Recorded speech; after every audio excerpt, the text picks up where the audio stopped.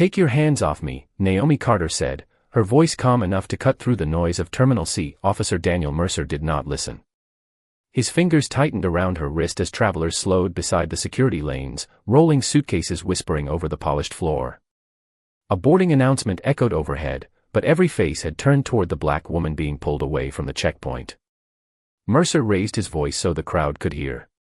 "People like you always think the rules don't apply." Naomi's eyes settled on the metal restraint in his hand, then on the security camera above his shoulder. She knew exactly what he wanted. Anger. Panic. One wrong move he could use to rewrite the entire scene. What happened next lasted less than a second, but it would expose a secret buried inside that airport for years. Naomi shifted her weight, turned with the precision of someone who had practiced the motion 10,000 times, and lifted her leg in a controlled Taekwondo arc. Her shoe stopped inches from Mercer's face. The motion redirected his hand just enough for the restraint to slip free, strike the tile, and spin beneath a row of plastic seats. The entire terminal went silent. Naomi could have knocked him down. She did not. She stepped back, opened both hands, and said, "I am not resisting. Call your supervisor and preserve the camera footage." Mercer stared at her, stunned less by the technique than by the restraint behind it. For more stories where courage stands against injustice, subscribe and stay with us, because the object inside Naomi's bag was not dangerous, and Mercer already knew it. 10 minutes earlier, Naomi had been standing quietly in line with a worn leather carry-on at her feet. At 36, she owned a small Taekwondo school outside Baltimore, where she taught children that strength was measured by control, not intimidation. She was flying to Denver to fulfill a promise made beside her teacher's hospital bed. Inside her bag rested his black belt, a sealed letter, and a photograph of the first class he had ever taught. The belt buckle had triggered the scanner. The security agent had calmly asked for a secondary inspection, and Naomi had agreed without complaint. Then Mercer arrived. He looked at her faded sneakers, the old bag, and the color of her skin before asking a single question. His expression hardened as if he had already reached a verdict. "Step away from the bag," he ordered. Naomi complied. "Is there a problem, officer?" "You tell me." He unzipped the outer pocket without waiting for permission. The young security agent started to explain that the skin showed a harmless metal shape, but Mercer silenced him with one raised hand. Naomi noticed something then. The agent looked nervous, not about her, but about Mercer. She requested a supervisor. Mercer moved closer. She requested that the search remain visible to the cameras. His jaw tightened. Then he took her wrist and guided her toward a narrow corridor beside the checkpoint, a place where the ceiling camera could not see. Naomi planted her feet. "Why are you moving me away from the inspection area?" Mercer leaned near enough for only her to hear. "Because nobody here is going to believe your version." Now, standing beneath the bright terminal lights after the controlled kick, Naomi looked past him and saw a little girl holding up a phone. The red recording light was still on. Mercer saw it too, and for the first time, confidence disappeared from his face. The little girl lowered the phone only when her mother placed a gentle hand on her shoulder. Naomi kept her palms open and visible, breathing slowly beneath the cold white lights. Around her, the terminal had begun moving again, but not normally. Travelers whispered instead of talking. Wheels rolled more quietly. Even the boarding announcement seemed distant, as though the airport itself were waiting to learn which version of the truth would survive. Officer Mercer reached for the restraint on the floor, but a younger officer stepped between him and Naomi. His name tag read Ryan Cole. He was tall, clean-shaven, and no older than 30. "Sir," he said carefully, "the area is full of witnesses." Mercer looked at him with a warning that needed no words. Cole hesitated, then stepped aside. Naomi noticed the movement. She had seen it many times in her students, that small retreat people made when courage arrived before confidence. Mercer turned toward the crowd. "This woman interfered with an active security procedure," he announced. "Everyone needs to keep moving." No one moved. Naomi looked at the little girl with the phone. The child wore a white martial arts jacket beneath an open denim coat. A green belt was tied around her waist. For one brief second, Naomi thought of the children waiting at her school back in Baltimore. She thought of how carefully they watched adults, not only to learn what strength looked like, but also to learn what fear was allowed to control. My bag was already cleared for a secondary inspection, Naomi said. The screening officer can confirm that. The young transportation security officer stood several feet away beside the conveyor belt. His name was Marcus Reed. He looked down at the screen, then toward Mercer. The object had a regular shape, Marcus said. It looked like a belt buckle or an award plate. I told Officer Mercer there was no immediate threat. Mercer's face remained still, but the muscles near his jaw tightened. You are not part of this investigation, he replied. Return to your station. Marcus did not move. Naomi watched him glance toward the narrow corridor where Mercer had tried to take her. Above its entrance, a camera pointed toward the checkpoint, but the corridor itself disappeared beyond a concrete column. It was not an accidental blind spot. The realization settled inside her like a stone. Mercer had chosen that route before he ever touched her bag. A woman in a navy business suit stepped from the crowd and raised her hand. I saw him take her wrist first, she said. An older man near the luggage tables nodded. So did I. Another voice followed, then another. Mercer lifted his radio and requested additional officers, but his words had lost some of their authority. Naomi stayed still. The letter inside her bag felt suddenly heavier than the black belt beside it. Her teacher, Samuel Price, had spent 40 years telling young people that discipline was not silence. Discipline was choosing the right action when anger offered an easier one. Naomi had promised him she would carry that lesson farther than his school walls. She had not expected the promise to be tested before her flight even left Maryland. Cole looked at the witnesses, then at Naomi's reddened wrist. Officer Mercer, he said, louder this time, we should call airport security management before anything else happens. Mercer turned slowly. Are you questioning my judgment? Cole swallowed. Naomi could see the answer in his face before he spoke. He had questioned it before, many times, but only in private. I am asking us to follow procedure, Cole said. The terminal fell quiet again. Mercer stared at him, then reached for Naomi's carry-on. Naomi stepped forward only enough to block the handle with her shoe. Not without a supervisor, she said. Her voice was low, but it carried. At that moment, a woman with silver-streaked hair appeared beyond the checkpoint, walking quickly with an airport identification badge clipped to her jacket. She took in the crowd, the phone cameras, the restraint on the floor, and Naomi standing beneath the security lights. Then her eyes settled on Mercer. Nobody touches that bag, she said. And nobody leaves this area until I see the footage. The woman with silver-streaked hair stopped beside the inspection table and held up her badge. Sophia Bennett, Director of Airport Security Operations, she said. Her voice was quiet, but the officers around her straightened immediately. Mercer opened his mouth, ready to control the story before anyone else could speak. Sophia raised one finger. Not yet. She looked first at Naomi, then at the mark around her wrist, the metal restraint on the floor, and the narrow corridor beyond the concrete column. Nothing in her expression changed, but her eyes stayed on that corridor a second longer than they should have. Who moved the passenger away from the checkpoint? She asked. Mercer answered without hesitation. I did. She became uncooperative during a search. That is not what happened, Marcus Reed said from behind the conveyor belt. His voice shook, but he continued. She agreed to the inspection. I told Officer Mercer the object looked like a belt plate. He moved her before we opened the bag. Sophia turned toward him. Was there any threat identified on the scan? No, ma'am. Mercer stepped closer. He is a screening agent, not a law enforcement officer. He does not understand the full situation. Sophia faced him. Then explain the full situation without touching the passenger or her property. The terminal grew still again. Mercer described Naomi as aggressive. He said she had refused instructions, attempted to interfere with the search, and used a martial arts move against him. His words came smoothly, polished by repetition. Naomi listened without interrupting. She noticed Ryan Cole looking at the floor as Mercer spoke. He had heard this version before, perhaps with different names and different passengers, but the same careful language. Sophia waited until Mercer finished. Mrs. Carter, she said, your account. Naomi kept her hands visible. I agreed to a secondary inspection. Officer Mercer ignored the screening agent, took my wrist, and tried to move me into that corridor.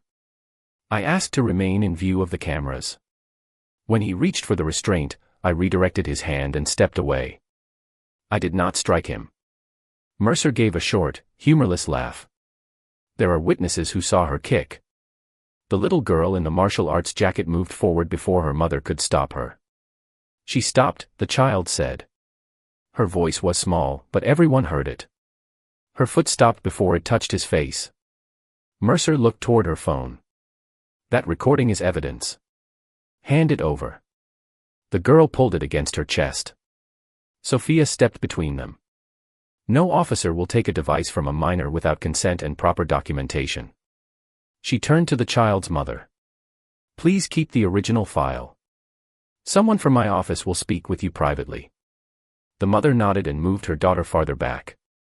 Naomi watched Mercer's confidence tighten into something colder. He was no longer trying to prove she was dangerous. He was trying to control what had been seen. Sophia placed a security seal across the zipper of Naomi's bag. This remains untouched until the footage is reviewed. Then she looked at Cole. Secure the checkpoint logs for the last hour. Cole hesitated. Mercer's eyes found him instantly. Officer Cole reports to me, Mercer said. Not during an internal review, Sophia replied. Cole nodded and walked toward the security desk. As he passed Naomi, he lowered his voice. You were right to ask about the camera. Naomi looked toward the corridor. Why? Cole stopped, but only for a moment. Because that area has been used before. Mercer called his name sharply from across the checkpoint. Cole kept walking. Sophia heard the exchange. Her gaze returned to the blind corridor, then to Mercer. How many passengers have you taken through there this month? She asked. Mercer did not answer. A distant aircraft rolled past the windows, its low vibration passing through the floor beneath Naomi's shoes. Sophia removed a tablet from her jacket and opened the incident archive. One report appeared, then another, each connected to the same checkpoint and the same officer. She scrolled more slowly. Naomi saw the color drain from Cole's face when he returned. Sophia looked up at Mercer. This is not the first complaint, she said. It is the seventh. Mercer's eyes moved from Sophia's tablet to the travelers gathered beyond the checkpoint, as if he were calculating how much of the situation he could still control. Complaints are not proof, he said. People file them whenever they dislike being questioned. Sophia did not respond immediately. She opened the first report and read the summary in silence. A black college professor had been removed from the same security lane after requesting that his medical equipment be inspected by hand. The second involved a black mother traveling with 2 young children. The third described a retired Army nurse who said Mercer had moved her beyond camera range before accusing her of refusing instructions. Each complaint had been closed for insufficient evidence. Each report named the same narrow corridor. Naomi felt the air around her change. This was no longer only about whether she would make her flight.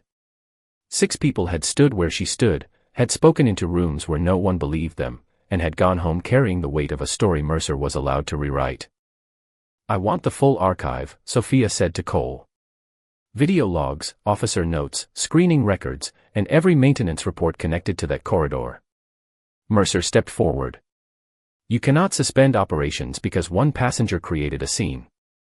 Naomi looked directly at him. I did not create this scene. I refuse to disappear inside it. The words landed quietly, yet several travelers lowered their phones as though they had just heard the truth expressed more clearly than any recording could show it. Mercer turned toward her. You should be more concerned about the charge you are facing. There is no charge, Sophia said. There is an unresolved incident, and you are no longer directing it. She asked Cole to escort Naomi to a nearby interview room, but Naomi shook her head. I will cooperate, but I want to remain where the witnesses can see me until my bag is opened. Sophia studied her for a moment, then nodded. That is reasonable. Mercer released a slow breath through his nose. This is not how security works. No, Naomi replied. This is how accountability works. Marcus brought a clear inspection tray and placed it on the table. Under Sophia's supervision, he removed the security seal and opened the carry-on. Folded clothes rested beneath a small wooden presentation case. Naomi gave permission for him to lift it out. When Marcus opened the case, a black belt lay inside, its embroidered gold lettering softened by years of use. Beside it rested a brass nameplate engraved with Samuel Price and the dates of his life. The metal plate matched the shape on the scanner. Nothing more. No hidden compartment. No dangerous object. Just the final possession of a teacher who had spent 4 decades teaching children when not to fight. Mercer stared at the belt without expression. That does not explain her behavior, he said. Naomi reached into the bag only after Sophia gave permission and removed the sealed letter. My behavior was cooperation until you decided cooperation was not enough. The little girl in the green belt watched from beside her mother, her phone now held at her side. Naomi noticed the child's eyes fixed on the black belt in the case. Was he your teacher? The girl asked. Naomi nodded. He taught me that skill without judgment becomes arrogance. Mercer gave a dismissive shake of his head. This is becoming a performance. Ryan Cole returned from the security desk carrying a printed access log. His face had gone pale. He handed the pages to Sophia. Director Bennett, the main camera near the corridor was marked offline during all 6 previous incidents.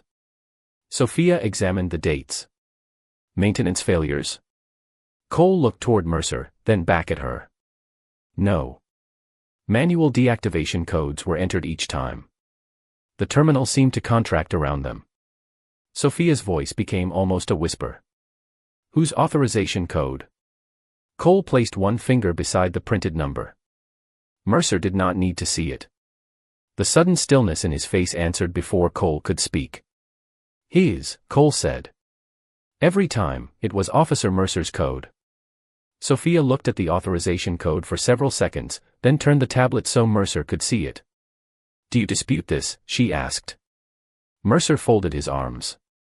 I disabled the cameras when operational security required it. 7 times. Sophia said. Always before removing a black traveler from public view. A few voices rose from the crowd, low and unsettled. Mercer glanced toward them, and his expression hardened. This is exactly why officers cannot do their jobs anymore. Every decision becomes a public trial. Naomi stood beside the inspection table, the black belt resting in its wooden case between them. No, she said. A public trial is when you accuse someone before checking the facts. What is happening now is a review of your choices. Mercer pointed toward her. She interfered with an investigation and used force against an officer. Ryan Cole stepped forward. His hands were tense at his sides, but his voice did not shake this time. She used control. I saw the movement. She could have made contact, but she stopped. Mercer stared at him. Think carefully about what you are saying. Cole looked down for half a second, then met his supervisor's eyes. I have been thinking about it for 2 years. The words changed the room. Sophia turned toward him. Cole drew a slow breath. He admitted that he had witnessed Mercer guide passengers into the blind corridor before. He had heard complaints dismissed as misunderstandings. He had watched reports rewritten until frightened travelers sounded unreasonable and Mercer sounded patient. Each time, Cole had told himself he lacked enough proof. Each time, silence had been easier than standing alone. Why did you never report it? Sophia asked. Cole's eyes moved toward the metal badge on Mercer's chest. Because he trained me. Because he approved my schedule. Because everyone said he had connections. I thought speaking up would end my career. Naomi felt no satisfaction hearing the confession. Only a familiar sadness. Fear rarely announced itself as cowardice. Most often, it arrived disguised as patience, timing, or self-preservation. Mercer gave a cold laugh. So now you save yourself by blaming me. No, Cole replied. I am telling the truth because she refused to let us move her where nobody could see. Mercer reached toward his radio, but Sophia placed her hand over the device before he could speak. You are relieved of duty pending formal investigation, she said. Remove your access card and place it on the table. For the first time, Mercer looked uncertain. He scanned the checkpoint for support, but the officers nearby avoided his eyes. You do not have the authority to do this without command approval. Sophia lifted her own radio. Command has been listening for the last 3 minutes. A voice answered through the speaker, calm and official, confirming the order. Mercer slowly removed the card from his uniform. The plastic struck the table with a soft click. Then Sophia asked for his badge. He hesitated. The entire terminal seemed to hold its breath. Finally, he unclipped it and placed it beside the card. Naomi watched the small shield catch the overhead light. It looked ordinary now, stripped of the certainty he had worn with it. Mercer turned toward her. You think this makes you right? Naomi met his gaze. The truth made me right before anyone believed me. 2 supervisors arrived to escort him away from the checkpoint. No one cheered. The little girl in the green belt simply watched, her mother's hand resting on her shoulder. As Mercer passed the narrow corridor, he looked toward the dark ceiling camera he had trusted to remain silent. This time, a small green light glowed above the lens. Sophia followed his gaze. The backup system was activated this morning, she said. Mercer stopped walking. Sophia opened a new video file on her tablet. It recorded everything. The green light above the backup camera blinked steadily as Mercer was led beyond the checkpoint, but Naomi barely watched him leave. The noise of the terminal slowly returned around her. Suitcase wheels crossed the tile. A child laughed near the coffee stand. A boarding announcement called passengers for a flight to Chicago. Ordinary sounds filled the space where accusation had stood only minutes earlier, and somehow that normalcy felt heavier than the silence. Sophia closed the video file and placed the tablet against her side. Mrs. Carter, we need a formal statement from you, she said. We can arrange another flight if necessary. Naomi looked toward the departure board. Her flight to Denver was scheduled to board in 28 minutes. I made a promise, she said. Someone is waiting for this belt. Sophia glanced at the wooden case. We will do everything we can to keep you on schedule. Marcus carefully returned the black belt to Naomi's carry-on, but the sealed letter had slipped onto the inspection table. One corner was bent where it had fallen earlier. Naomi picked it up and smoothed the paper with her thumb.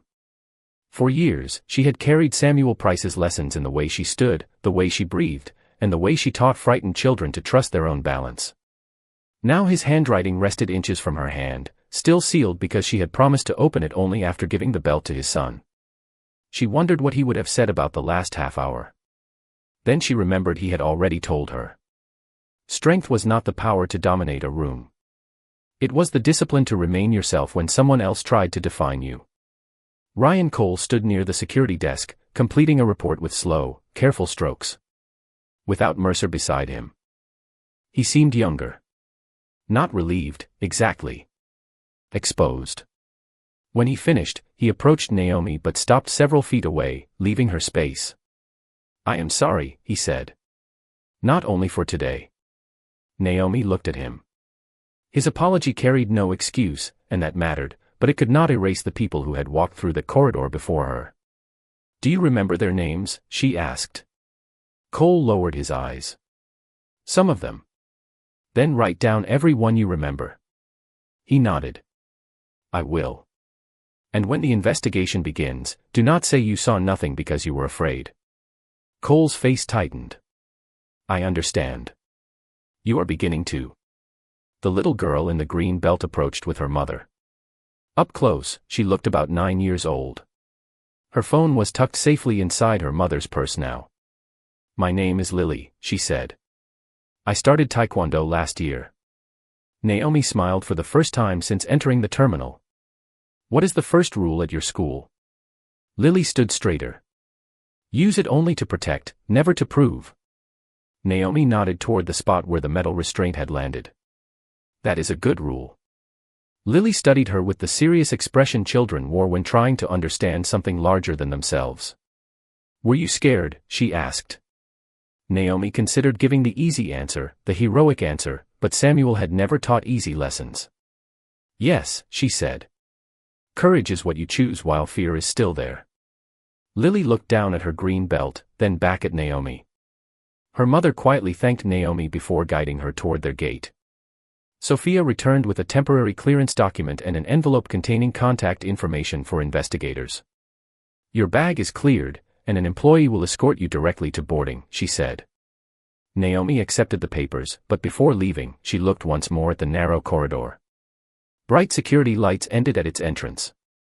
Beyond them, the passage remained dim and empty. For years, that darkness had protected the wrong person. Now the backup camera watched from above, its green light small but unwavering. Naomi lifted her carry-on, felt the weight of the belt inside, and walked toward her gate without looking back. Naomi had reached the gate when Sophia's voice came through the airport employee's radio. "Bring her back to operations. We found something else." Naomi stopped beneath the departure screen. Denver still showed on time, but the promise waiting at the other end suddenly felt farther away. She turned without complaint and followed the employee through a secured door beside the gate. 10 minutes later, she sat in a glass-walled operations room overlooking the terminal. Her carry-on rested beside her chair, the wooden case safe inside. Sophia stood at a monitor with Ryan Cole and 2 investigators from Airport Command. On the screen, the backup camera showed the narrow corridor from a wide angle Mercer had not known existed. The video captured him taking Naomi's wrist, ignoring her request to remain near the checkpoint, and positioning himself between her and the public area. It also showed the controlled movement that sent the restraint away without touching him. But that was not what had called her back. Sophia opened another file. The date in the corner was 3 months earlier. A black woman in nursing scrubs stood in the same corridor holding a clear medical pouch. Mercer blocked the exit while speaking close to her face. There was no sound, but the woman's posture told the story. Her shoulders drew inward. Her hands stayed open. She pointed repeatedly toward the checkpoint cameras, unaware the main system had already been disabled. A second file showed the retired professor. A third showed the mother with 2 children waiting beyond the corridor entrance while Mercer questioned her out of sight. Naomi watched each recording in silence. None showed dramatic resistance. None showed danger. They showed ordinary people becoming smaller while a man with authority decided their dignity was optional. "The backup system stores temporary images during maintenance tests," Sophia explained. "The files were never indexed because nobody knew they existed. When we searched Mercer's authorization code, the archive connected them." Cole looked sick. "I was outside the corridor during 2 of these." One investigator turned toward him. "Did you hear anything?" Cole swallowed. "I heard them asking to return to public view. I heard Mercer tell one passenger that nobody would take her complaint seriously." Naomi looked at him. "And what did you do?" His eyes remained on the screen. "Nothing." The word sat heavily in the room. Sophia closed the files and faced Naomi. "These recordings changed the investigation. We can identify all 6 passengers. We also found altered time stamps in Mercer's reports." Naomi glanced through the glass toward the moving terminal below. Travelers crossed the floor carrying coffee, backpacks, children, and private worries. Any one of them could enter a security line believing procedure would protect them. "Then contact those people before this becomes a press conference," she said. Sophia nodded slowly. "That was my intention. Do not ask them to prove their pain again. Show them the footage first." One investigator began taking notes. Cole removed his badge and placed it on the table. Everyone looked at him. "I should not wear this while I am pretending silence was not a choice," he said. Sophia did not reach for it. "Keeping your badge will depend on what you do now, not on a gesture." Cole nodded, then pushed the badge back toward himself. "Then I will give a complete statement." A gate agent appeared at the door and quietly told Sophia that Naomi's flight would close in 12 minutes. Sophia gathered the files into a secure folder. "You should go."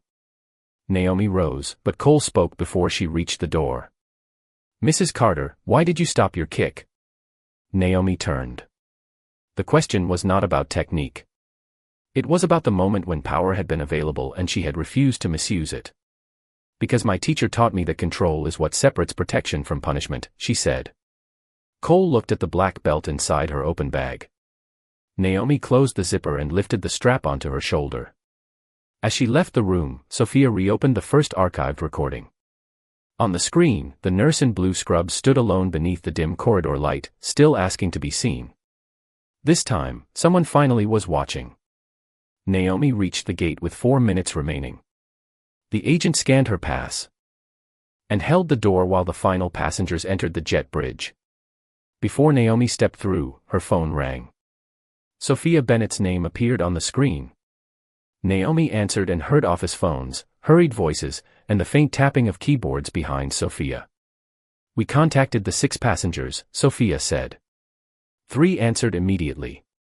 "One of them is the retired Army nurse you saw in the recording. Her name is Evelyn Brooks." Naomi looked through the terminal windows at the aircraft waiting beneath the afternoon sky. How did she respond? She was silent for a long time. Then she asked whether we finally believed her. The question followed Naomi down the jet bridge. It was not anger that made the words heavy. It was the knowledge that belief had arrived only after a camera confirmed what Evelyn had already said. Sophia explained that Airport Command had opened a formal civil rights investigation. Every report connected to Mercer would be reviewed by an outside team. The passengers would receive written apologies, legal assistance, and the option to provide statements without returning to the airport. Mercer's authority had been suspended, and his access to all security areas had been revoked. Ryan Cole had begun a complete account of every incident he remembered. "There is one more thing," Sophia said. Cole asked to speak with the passengers personally. Naomi stopped halfway down the jet bridge. Cool air moved through the narrow passage, carrying the smell of rain and jet fuel. "An apology is not the first thing they need from him," she said. "They need the truth placed on record. I told him the same. Then perhaps he is finally listening." Sophia paused before speaking again. "Mrs. Carter, what happened today will change our procedures. No passenger will be moved into an unmonitored area during secondary screening. Camera deactivation will now require 2 authorization codes, and every complaint involving an officer will be reviewed outside that officer's chain of command." Naomi closed her eyes for a moment. Rules written after harm could not undo what had happened, but they could prevent the same darkness from waiting for someone else. "Make certain the changes remain after the attention fades," she said. "That is when they matter most." Sophia promised she would. Naomi ended the call and entered the aircraft. A flight attendant guided her to a window seat near the front, where the wooden presentation case fit safely beneath the seat ahead of her. As passengers fastened their seat belts, Naomi received a message from an unfamiliar number. It was Ryan Cole. He had written only a few sentences. He said he had provided the investigators with names, dates, and details. He said fear had protected his career while leaving innocent people unprotected. He did not ask Naomi to forgive him. He only promised that his next action would not depend on whether someone was watching. Naomi read the message twice, then placed the phone face down on her lap. Across the aisle, an elderly black woman wearing nursing scrubs settled into her seat. For one strange second, Naomi thought of Evelyn Brooks standing alone in the corridor months earlier. The woman noticed the black belt visible through the opening of Naomi's bag. "You teach?" she asked. "Children," Naomi replied. "Mostly confidence and discipline." The woman smiled. "Those are harder to teach than kicking." Naomi returned the smile. "They are also more important." The aircraft began moving away from the gate. Through the window, the terminal lights stretched across the glass like small, steady stars. Somewhere inside that building, 6 forgotten complaints were being reopened, one officer was finally speaking, and a corridor built for silence was no longer dark. Naomi rested her hand on the case beneath the seat. She had not defeated anyone. She had simply refused to become what injustice expected her to be. The sun had already dropped behind the Rocky Mountains when Naomi arrived in Denver. Samuel Price's son, David, was waiting near the baggage claim, holding an old photograph of his father beside a row of young students in white uniforms. He recognized Naomi before she reached him. For a moment, neither of them spoke. Then Naomi opened the wooden case and placed the black belt in his hands. David traced the faded gold stitching with his thumb. "He wore this the day he opened his first school," he said. Naomi gave him the sealed letter. "He asked me to bring both to you. They found a quiet bench near the tall windows, where evening light rested across the floor. David opened the envelope carefully and read in silence. His eyes stopped near the bottom of the page. Then he handed the letter to Naomi. Samuel had written that a black belt did not mark the end of training. It marked the beginning of responsibility. He wrote that strength became meaningful only when it protected dignity, especially when anger made cruelty feel justified. Naomi read the final sentence twice. The strongest person in any room is often the one who still has the power to choose kindness. The words felt different now. They were no longer only a teacher's lesson. They were the shape of everything that had happened at the airport. 3 weeks later, Airport Command released the findings of its investigation. The backup recordings confirmed that Daniel Mercer had repeatedly moved black passengers beyond public view, disabled cameras, and altered official reports. He was dismissed from duty, and the evidence was sent to federal civil rights investigators. The 6 passengers whose complaints had been closed received formal apologies and independent legal support. Evelyn Brooks, the retired Army nurse, agreed to speak at the first public oversight meeting. She did not raise her voice. She simply placed her old complaint on the table and said, "The truth did not begin when you found the video. It began when I told you what happened." No one in the room looked away. Sophia Bennett introduced permanent reforms across every security checkpoint. No traveler could be removed from a monitored area without documented cause. Camera shutdowns required 2 independent approvals. Complaints involving race or officer conduct went directly to an outside review panel. Ryan Cole testified fully. He kept his badge, but only after completing retraining and accepting probation. Months later, he visited Naomi's school in Baltimore. He stood before a group of children and admitted that silence could protect injustice as surely as a lie. He did not ask them to admire him. He asked them to learn sooner than he had. Naomi continued teaching the same way she always had. She showed her students how to balance, how to breathe, and how to stop a movement before control became harm. Lily, the girl from the airport, later joined one of Naomi's weekend workshops with her mother watching from the doorway. When Lily earned her next belt, Naomi tied it around her waist and reminded her that courage was not the absence of fear. It was the decision to protect what was right without surrendering who you were. One evening, after the last student had gone home, Naomi placed Samuel's letter inside a frame near the entrance of the school. Beneath it, she set a small brass plate engraved with one sentence: "Kindness is not weakness. It is strength under control." Outside, rain moved softly across the windows. Inside, the training floor was empty, warm, and still. Naomi turned off the lights one row at a time until only the framed letter remained beneath a single golden lamp. She stood there for a moment, listening to the quiet. Justice had not arrived through one perfect kick, one camera, or one apology. It had arrived because people finally chose to see, to speak, and to change what happened next. The question was no longer whether Naomi had been strong enough. The question was whether the rest of them would have found the courage to act if no camera had been recording. What would you have done in that terminal? Stayed silent to protect yourself, or spoken up to protect a stranger?